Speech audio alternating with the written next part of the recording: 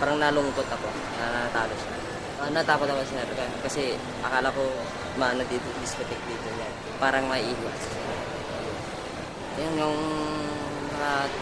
tawa-tawa na siya, parang okay na yung mukha niya. Kasi nung unang elbow strike niya sa bato ko, kasi knockout ako nun eh. Yung saan ako utak ko sayang. Sabi ko babawi ako, sana magkaroon kami ng rematch.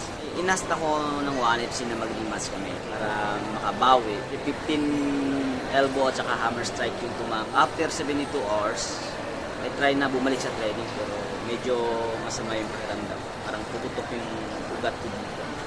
Hindi ko kayang mag-rematch. Siguro after 2 months pwede. Actually, kapatid ko, more experience siya kumpara sa akin. 7 years ako na staff na walang training, tapos coaching lang yung ginagawa ko.